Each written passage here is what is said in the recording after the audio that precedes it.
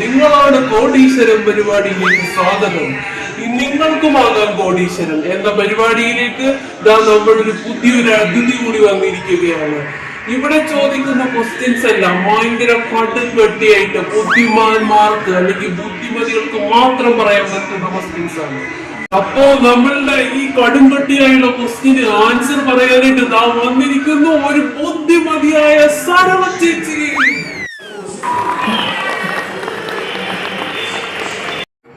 താങ്കളെ കണ്ടിട്ട് ഭയങ്കര ഒരു പേടിയായിട്ടിരിക്കുന്നു, ഭയങ്കര പരിഭ്രമം തോന്നുന്നുണ്ടല്ലോ. പേടിയുണ്ടോ താങ്കൾക്ക്? പേടി എന്ന് പറഞ്ഞാൽ ഞാൻ ആദ്യമായിട്ടാണ് ഇങ്ങനെ ഒരു പരിപാടിക്കൊക്കെ വരുന്നത്. അതിൻ്റെ ഒരു പേടിയും ഒരു കറിയിലൊക്കെ എനിക്കുണ്ട്. എന്നാലും നോക്കാം.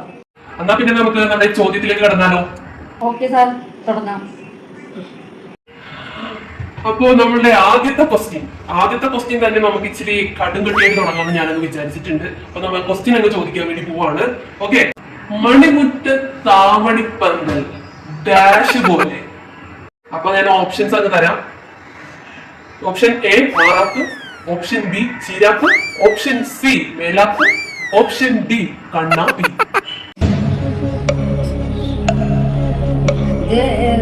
ഇങ്ങനത്തെ ക്വസ്റ്റ്യൻ അടുത്തിരി ഈസി ആയിട്ട് ചോദിച്ചാൽ ചിലപ്പോൾ എനിക്ക് ഉത്തരം പറയാൻ പറ്റും. ഭയം കാരണം എനിക്ക് കിട്ടുന്നില്ല പോലെ തോന്നണേ.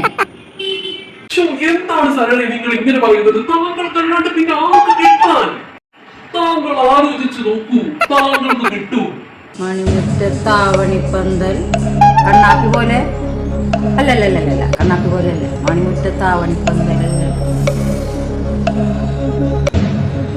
സരളി വേഗം പറയൂ. മണിക്കുട്ടി ഓടിക്കൊണ്ടിരിക്കുന്നു, വേഗം ആവട്ടെ. അത് ആ മണിക്കുട്ടിനെ ഒന്ന് നിർത്തോ? എനിക്ക് ടെൻഷനായിട്ട് വയ്യ, എനിക്ക് ഉത്തരം പറയാൻ കിട്ടില്ല. മണിക്കുട്ടിനെ ഒന്ന് നിർത്തൂ.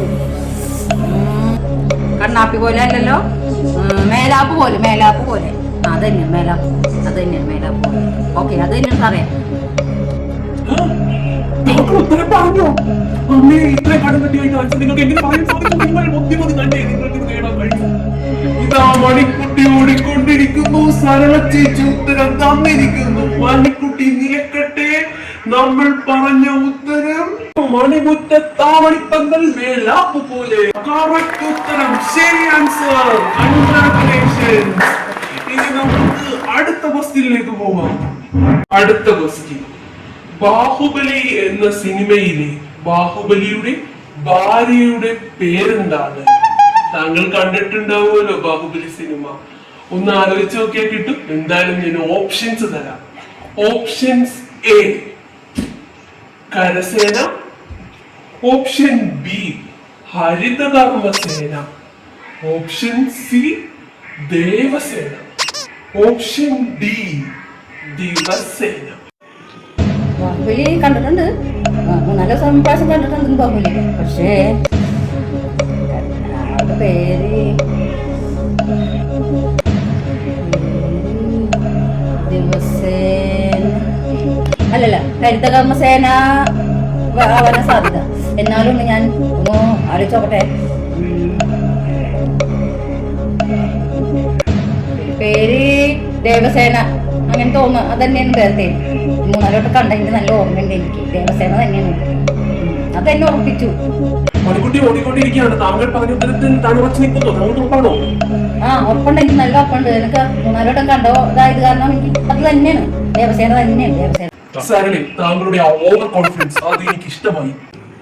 സാർ എന്താ പറഞ്ഞത്? പോ സാറേ, എന്നോട് ഇങ്ങനെ ആരും പറഞ്ഞിട്ടില്ലേ? എനിക്ക് മനസ്സിലായി സാറേ. ഇതുവരെ എന്നോട് ആരും അങ്ങനെ പറഞ്ഞിട്ടില്ല. എന്തായാലും സാർ പറഞ്ഞില്ല എന്നോട്, എനിക്ക് ഇഷ്ടമായി. താങ്കൾ ക്വസ്റ്റ്യൻ നിന്ന് വഴുതി മാറി പോകുന്നുണ്ടോ എന്നൊരു സംശയം. മണിക്കുട്ടി നിൽക്കൂ. ഇതാ നമ്മളുടെ ആൻസർ ദേവസേന.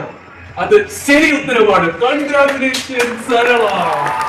ഇതാ പിടിച്ചോ സരളെ. അടുത്ത ചോദ്യം, അമേരിക്കൻ പ്രസിഡന്റ് ആരായിരുന്നു? പ്രസിഡന്റിന്റെ പേര്.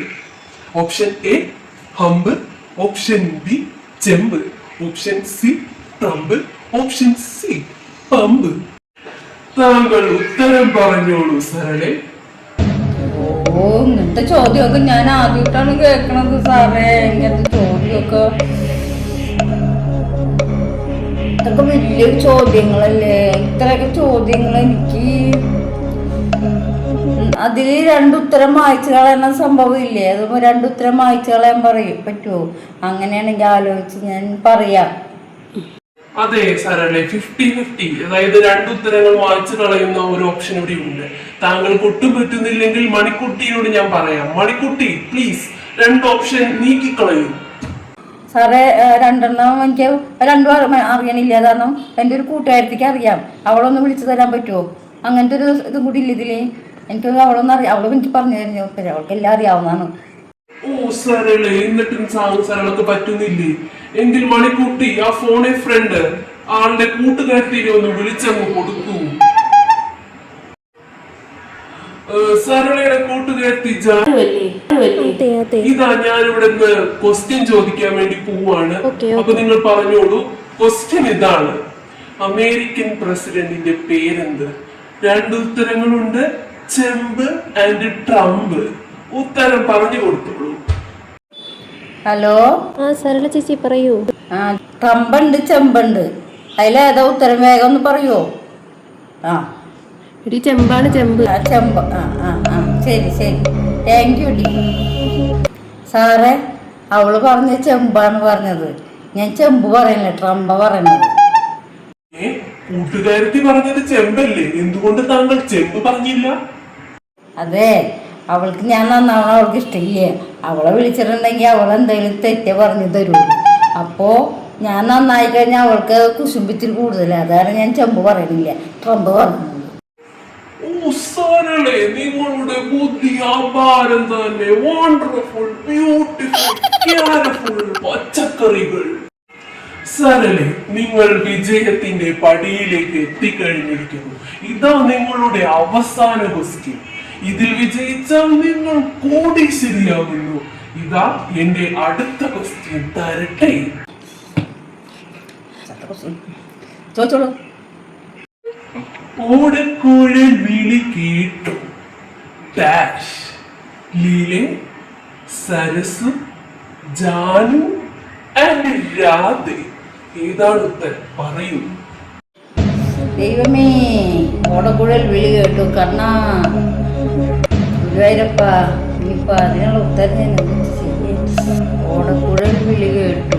ലീല അല്ലല്ലല്ല, ലീലല്ല. ഓടക്കുഴൽ വിളി കേട്ടു. ജാനുവിനെ വിളിച്ചതായിരിക്കോ? മുറ്റോടിക്കാൻ പറ്റുന്ന അല്ല. ഓടക്കുഴൽ വിളി കേട്ടു. രാധേ, രാധേ രാധേ രാധേ, അങ്ങനെ തന്നെ, രാധേണ്. താങ്കൾ പറഞ്ഞിരിക്കുന്നു രാധ. മണിക്കുട്ടി ഇവിടെ പറഞ്ഞിരിക്കുന്നു രാധ എന്ന ഉത്തരം ശരി ഉത്തരമാണ്. കൺഗ്രാചുലേഷൻസ് സരളെ, നിങ്ങൾ കോടീശ്വരിയായി കഴിഞ്ഞിരിക്കുന്നു.